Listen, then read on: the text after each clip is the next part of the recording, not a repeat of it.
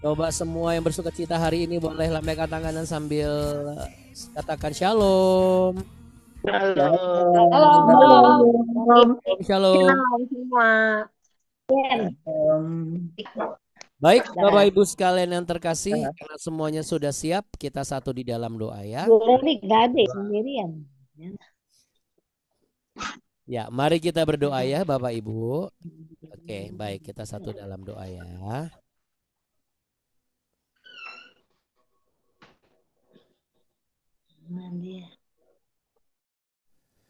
Segala puji syukur, hormat, kemuliaan hanya bagi nama Tuhan Yesus Kristus. Nama di atas segala nama, Allah di atas segala Allah, Raja di atas segala raja, Tuhan yang sebenar-benarnya. Kami semua hadir di sini untuk memuliakan Engkau. Perkenankanlah kami untuk semakin mengenal Engkau.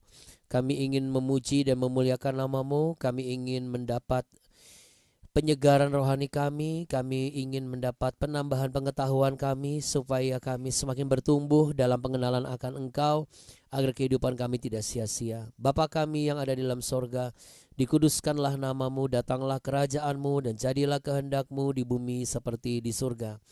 Berikanlah kami pada hari ini makanan kami yang secukupnya dan ampunilah kami akan kesalahan kami seperti kami juga mengampuni orang yang bersalah kepada kami. Dan janganlah membawa kami ke dalam pencobaan, tapi lepaskanlah kami daripada yang jahat. Karena Engkaulah yang punya kerajaan dan kuasa dan kemuliaan kekal sampai selama-lamanya. Hanya di dalam berkat nama Tuhan kami Yesus Kristus, kami berdoa dan berserah dan mengucap syukur. Terima kasih Tuhan untuk pertolongan-Mu.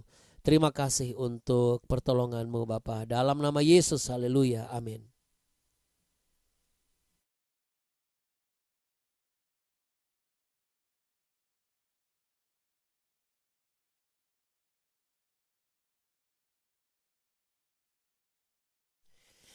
Baik Bapak Ibu sekalian yang terkasih, kita mau sama-sama naikkan satu pujian dulu sebelum kita mau mendapatkan tuntunan apa yang menjadi panduan kehidupan kita hari ini berdasarkan kebenaran firman Tuhan.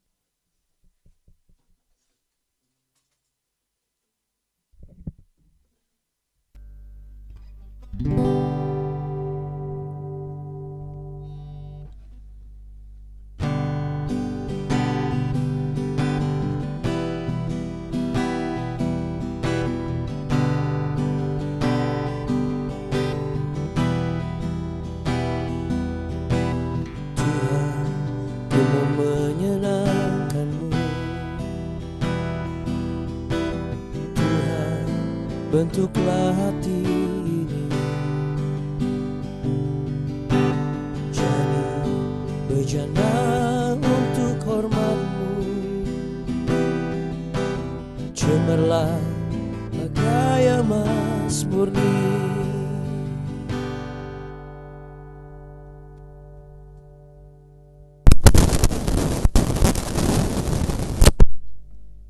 Tuhan, ku serahkan hatiku, semua ku berikan padamu. Kuduskan hingga tulus selalu, agar aku menyenangkan-Mu.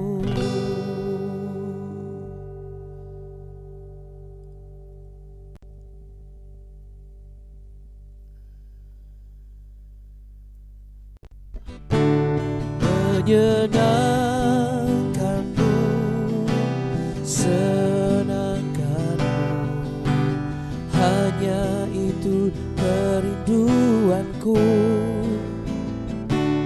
Menyenangkan-Mu, senangkan hatimu, hanya itu kerinduanku.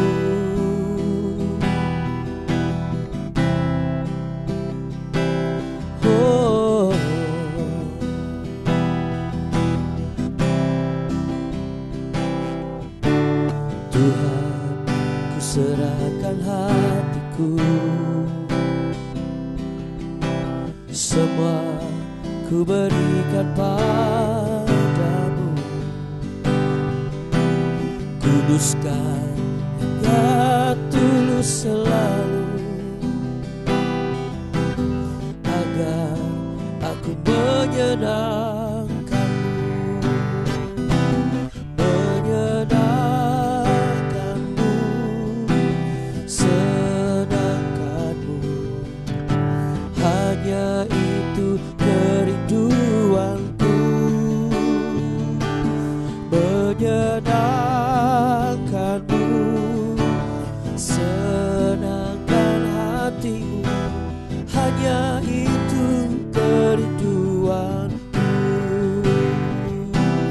menyenangkanmu, senangkanmu. Hanya itu kerinduanku, menyenangkanmu, senangkan hatimu. Hanya itu kerinduanku, hanya itu kerinduanku, hanya itu kerinduanku.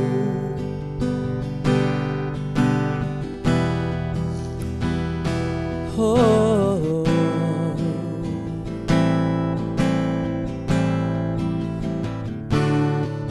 terima kasih Tuhan Yesus untuk kesempatan boleh merasakan hadirat-Mu. Mari sama-sama katakan amin saudara, amin. Puji Tuhan ya. Oke, baik Bapak Ibu sekalian terkasih, puji nama Tuhan.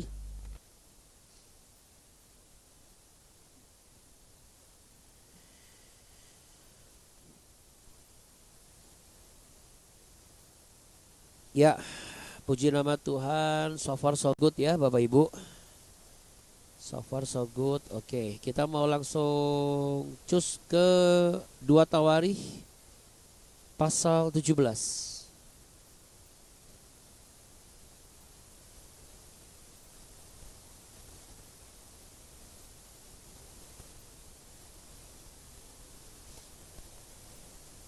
Oke, Bapak Ibu sekalian terkasih.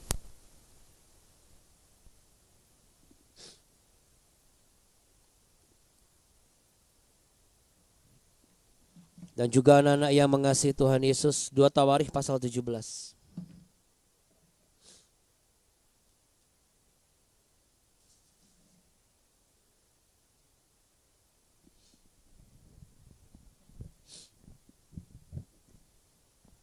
Dengan judul Raja Yosafat, pengokohan kerajaan.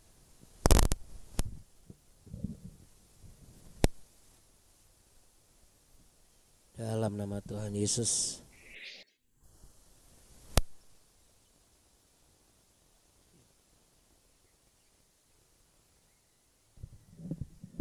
Maka Yosafat anaknya menjadi raja menggantikan dia.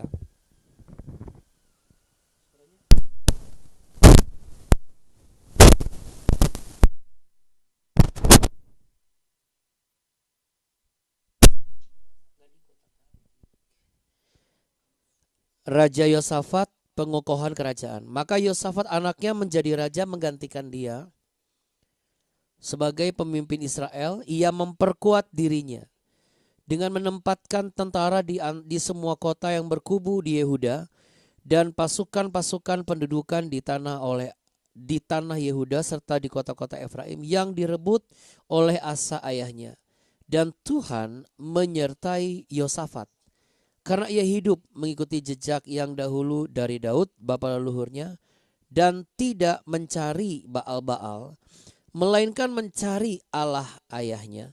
Ia hidup menurut perintah-perintahnya dan tidak berbuat seperti Israel. Oleh sebab itu Tuhan mengokohkan kerajaan yang ada di bawah kekuasaannya. Seluruh Yehuda memberikan persembahan kepada Yosafat sehingga ia menjadi kaya dan sangat terhormat.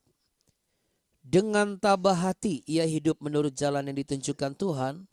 Pula ia menjauhkan dari Yehuda segala bukit pengorbanan dan tiang berhala. Ya, Bapak Ibu sekalian terkasih, sampai di situ dulu. Ada kata kunci yang pertama yang akan Abuna sampaikan sebagai catatan kita hari ini. Ya, di ayat yang ketiga di sana tertulis dan Tuhan menyertai Yosafat. Ya. Lalu kemudian ada kata menyertai, ada kata mengikuti jejak. Ya. Saudara, menyertai Yosafat. Kalau menyertai, kita mungkin biasanya nggak kepikir bahwa seperti apa sih penyertaan, apa menyertai itu. Misalnya kayak saya menyertai dia gitu. Ikut kan sebenarnya gitu ya, ikut. Tuhan menyertai saya. Saya percaya. Seharusnya kalau kita mengerti saya percaya Tuhan menyertai saya, itu kita tidak akan mungkin berani untuk lepas atau melepaskan genggaman kita dari tangan Tuhan. Karena kata kunci menyertai, Bapak Ibu, terjemahan dari bahasa aslinya itu artinya halak. Katakan halak. Halak ya. Halak itu apa? Berjalan, Saudara. Jadi Yosafat ini meneruskan kebiasaan Daud dan bapak nenek moyangnya yang kesehariannya itu berjalan. Tetapi saudara, yang menarik, kata berjalan ini, kata halak ini, itu bukan cara berjalan secara fisik Bapak Ibu. Kadang-kadang kita selalu ngomong berjalan bersama dengan Tuhan. Berjalan bersamamu Tuhan. Kita langsung mikirnya kan saya bersama dengan Tuhan Yesus, kita berjalan bareng gitu. Itu betul. Tetapi sebenarnya ada arti yang lebih mendalam dari hanya sekedar sama-sama berjalan gitu. Kayak misalnya kita berdoa, Tuhan sertailah perjalanan kami. Tuhan menyertai perjalanan kami. Itu salah? Enggak, itu betul.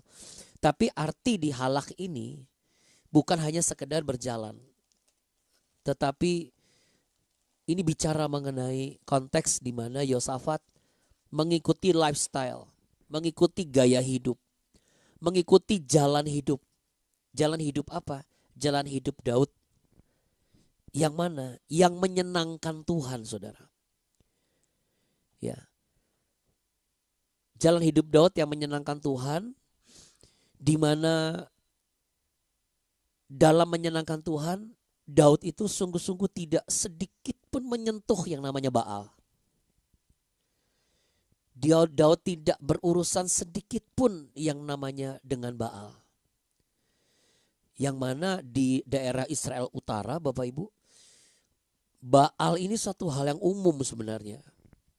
Bapak Ibu dan juga saudara-saudari yang sempat jalan bersama dengan Abuna mau coba mengingatkan kembali memori kita nih waktu kita ke Holy Land.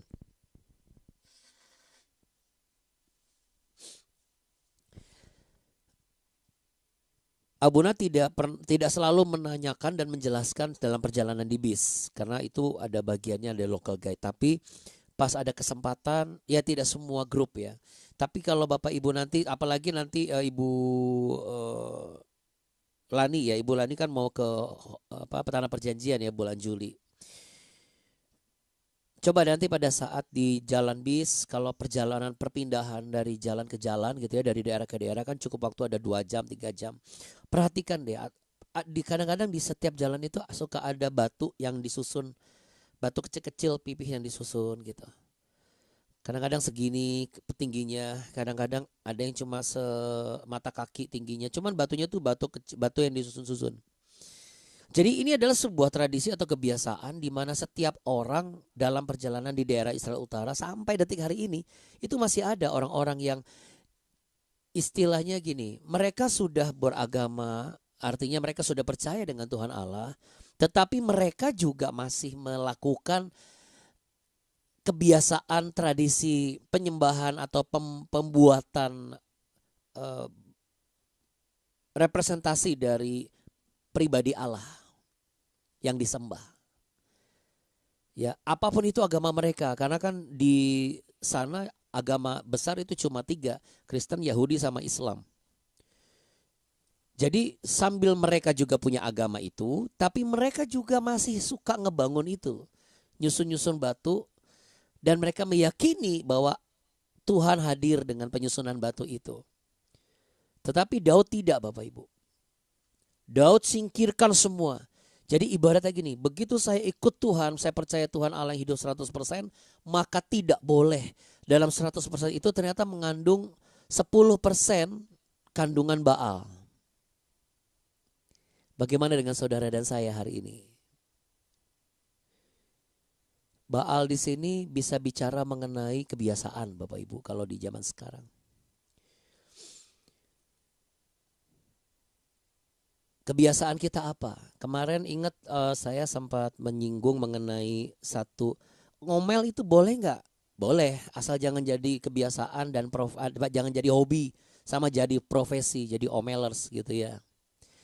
Hari ini terus terang, Abuna sekarang percaya maksudnya mengerti gini, iya Tuhan, ini Baal ini bisa berkamuflase menjadi sesuatu yang bukan kelihatan patung, tetapi kita selalu bawa gitu. Jadi sehingga kita tuh kayak nggak 100% gitu.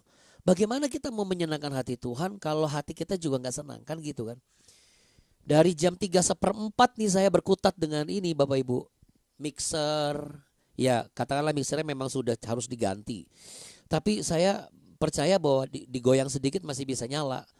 Terus belum lagi laptop yang sebentar-sebentar harus di-upgrade, harus di-apa. Saya bukan ngeluh, tapi saya menceritakan pergumulan saya setiap subuh, Bapak Ibu.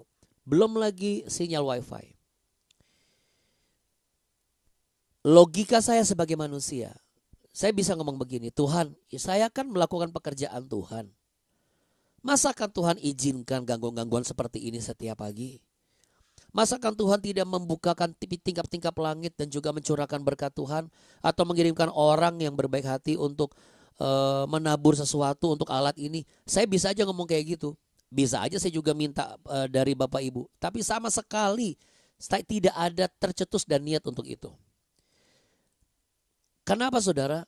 Karena setelah saya belajar kata halak ini, puji Tuhan, Abu ini langsung ngomong, coba dimatikan, nyalain lagi. Saya sempat begini, udah.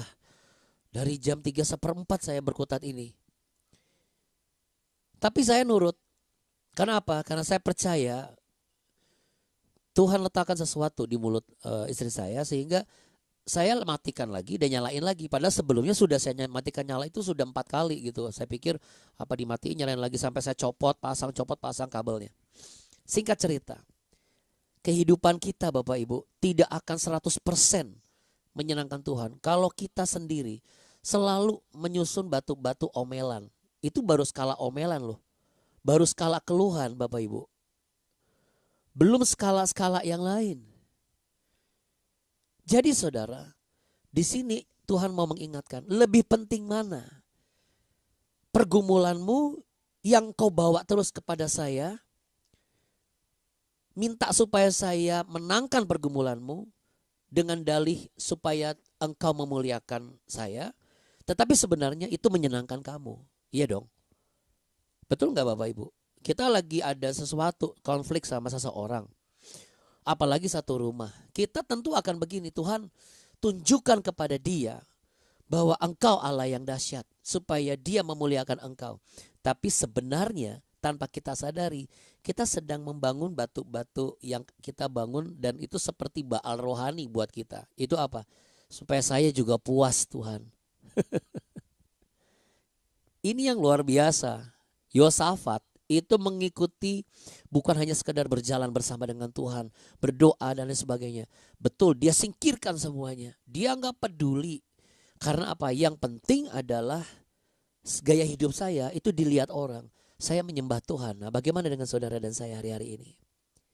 Kehidupan rohani yang konsisten dan setia kepada Tuhan Yesus bukan cuma sekedar melakukan ibadah lahiriah yang kesannya rohania. Tetapi itu ibadah lahiriah supaya orang bisa tahu. Mulut kita mengatakan memuliakan Tuhan. Tetapi sebenarnya apa? Lebih memfokuskan saya puas. Padahal yang harus kita puaskan siapa Bapak Ibu? Tuhan Yesus. Mulut kita sering mengatakan mau menyenangkan Tuhan. Tetapi memuaskan Tuhan enggak? Terkadang Bapak Ibu niat mau menyenangkan Tuhan tapi enggak memuaskan Tuhan. Makanya gampang orang berubah setia. Tetapi Yosafat di sini Bapak Ibu lihat faedahnya ya. Usaha Yosafat juga enggak setengah-setengah. Dia menguatkan dari ayat 1 sampai selanjutnya terus. Tetapi saudara, bagaimana Tuhan memberikan segala sesuatu dengan luar biasa. Di ayat yang kelima, Tuhan mengokohkan kerajaan yang ada di bawah kekuasaannya. Seluruh Yehuda memberikan persembahan kepada Yosafat sehingga ia menjadi kaya dan sangat terhormat. Lihat, ketika kita mendapatkan sumbernya tidak dibarengi dengan hal-hal lain, maka sang sumber ini akan membuka peluang-peluang di sebelah kanan kirinya kita sehingga orang akan menjadi saluran berkat. Orang akan menjadi saluran pertolongan. Orang lain akan menjadi saluran untuk membuat kita terhormat. Memang rasanya tidak enak ya ketika kita sebagai sosok pribadi, entah itu direktur atau pemimpin di komunitas atau suami istri di keluarga, lalu merasa tidak terhormat. Dan kita sibuk bagaimana caranya supaya kita tuh kelihatan terhormat. Kita harus berhenti di sini. Karena sesungguhnya yang penting adalah bagaimana kita bukan hanya sekedar berjalan bersama dengan Tuhan, tapi hal itu juga gaya hidup saya itu bersama dengan Tuhan. Makanya saya bilang sama anak-anak saya, jangan sampai orang tahu kita Kristen, tetapi orang yang tahu kita Kristen itu menghujat Tuhan kita Yesus Kristus. Kenapa? Karena gaya hidup kita yang gak baik. Jadi Bapak Ibu yang terkasih, sekalipun misalnya terkadang Tuhan izinkan menguji kesetiaan kita sampai tahap di bagian begini. Saya tidak akan menjawab doamu karena saya ingin tahu seberapa besar kesetiaanmu. Mulai dari hal yang sederhana. Kesetiaanmu dengan pendeta yang engkau percaya sebagai perwakilan otoritas saya. Kesetiaanmu kepada ibadahmu. Kesetiaanmu kepada bangun pagimu. Kesetiaanmu kepada doamu. Kesetiaanmu kepada pengetahuan firmanmu. Dan kesetiaanmu kepadaku. Bagaimana jikalau Tuhan memang sampai di tahap Tuhan tidak menjawab doa kita? Pertanyaan saya, masihkah kita setia dengan apa yang biasa kita bangun selama ini? Mari kita sama-sama tundukkan kepala dan pejamkan mata. Akar kejahatan dan ketidaksetiaan itu adalah complaining Bapak Ibu. Keluhan demi keluhan. Yang lama-lama keluhan demi keluhan itu menjadi sebuah kekecewaan. Dan kekecewaan itu menghasilkan kesedihan yang berlarut-larut. Dan kesedihan itu menghasilkan dan menjadikan kita sebagai pribadi yang mudah untuk menyerah dan kalah. Apalagi anak-anak generasi zaman sekarang. Mudah sekali menyerah, mudah sekali merasa kalah. Tetapi saudara, Bapak Ibu dan juga anak-anak mengasihi Tuhan. Di hatimu saat ini aku berdoa. Ada kekuatan daripada Allah Bapa di sorga yang dilimpahkan atasmu. Sehingga engkau mampu menguatkan dirimu, menguatkan hatimu, menguatkan kerajinanmu agar tidak kendor. Sama sebagaimana Yosafat mencari wajah Tuhan. Dengan setia ia mencari setiap kebenaran dan keteladanan yang ia pelajari. Demikian pula saudara dan saya.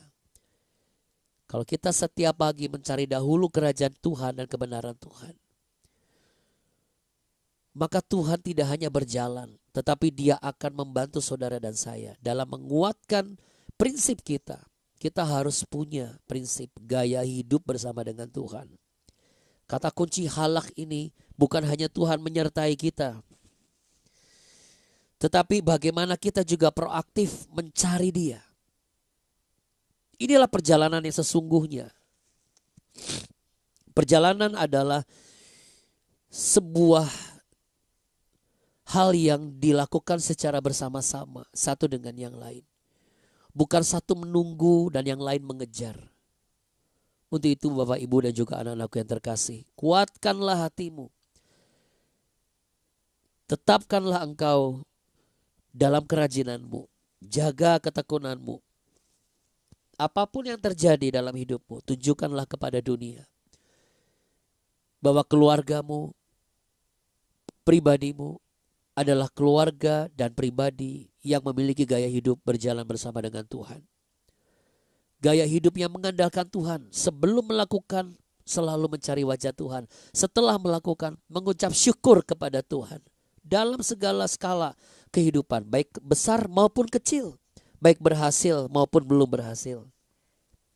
Tetapi pada akhirnya kita tidak perlu khawatir, sebab keberhasilan dan kemenangan dan kehormatan itu Tuhan yang berikan kepada saudara dan saya. Mari kita tunjukkan kepada Tuhan, kita bisa memuaskan Tuhan dengan kesetiaan kita yang tak tergoyahkan. Sekalipun gunung-gunung beranjak ibaratnya. Orang-orang kita cintai beranjak dari kita. Kita tunjukkan kepada Tuhan Yesus, kita tidak akan beranjak daripadanya. Karena Tuhan Yesuslah yang paling berharga bagi kehidupan orang percaya. Sebagai pengikut Kristus, pengikut Yesus Kristus Tuhan. Kiranya Bapak, Ibu dan anak-anak yang terkasih mengerti tentang hal ini. Tuhan Yesus memberkatimu berlimpah-limpah. Terimalah berkat damai sejahtera, cinta kasih Tuhan dan anugerah Allah yang Bapa yang luar biasa. Setiap mulut kita adalah mezbah pujian penyembahan. Hati kita terikat dengan kasih setia Tuhan. Dan kehidupan kita menyatakan gaya hidup bersama dengan Tuhan. Berjalan, berlari, mengejar bersama dengan Tuhan. Tuhan memberkatimu berlimpah-limpah. Tuhan menyinarimu dengan wajahnya dan memberimu kasih karunia. Tuhan menghadapkan wajahnya kepadamu untuk memberimu kehidupan masa depan yang penuh harapan, indah pada waktunya. Di dalam berkat nama Tuhan Yesus Kristus. Haleluya. Mari sama-sama katakan amin. Amin Bapak Ibu. Katakan sama-sama halak.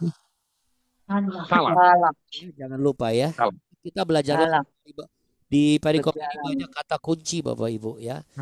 Jadi biar dari kata kunci ini kita belajar ya. Baru ngerti, ampunlah, sama saya juga baru ngeh juga gitu loh setelah saya pelajari. Betul sekali ya. Kadang kita cuma berhenti di berjalan bersama dengan Tuhan, tetapi kita tidak menunjukkan bagaimana sikap kita itu di sisinya Tuhan. Oke, tetap setia Bapak Ibu. Amin. Terima kasih Abuna. Terima kasih Abuna. Tuhan Bapak Ibu semuanya, Tuhan Yesus Terima memberkati. kasih Abuna, Abuni. Terima Sama-sama, kasih Bapak Ibu. semua rekan-rekan Abuna, kita. Abuni. Tuhan Makasih Yesus Tuhan Tuhan Yesus. berkati Abuna, Abuni sehat selalu keluarganya. Abuni juga nggak kelihatan Abuna. Terima kasih juga Bapak dan Ibu. Sampai jumpa besok lagi. Iya, terima kasih Abuna, Terima kasih Abuni. Terima kasih Bapak Ibu semua. Oke. Tuhan Yesus memberkati Bapak Ibu semua ya. Shalom, shalom. Jangan kasih kendor. Semuanya Bapak-Bapak Ibu. Makasih. Terima kasih. Tuhan Yesus berkatin. Memberkati. Shalom. Sampai besok ya. Shalom. Bye. Bye-bye. Makasih ya Bina. Makasih ya, Bapak-bapak. Bye-bye.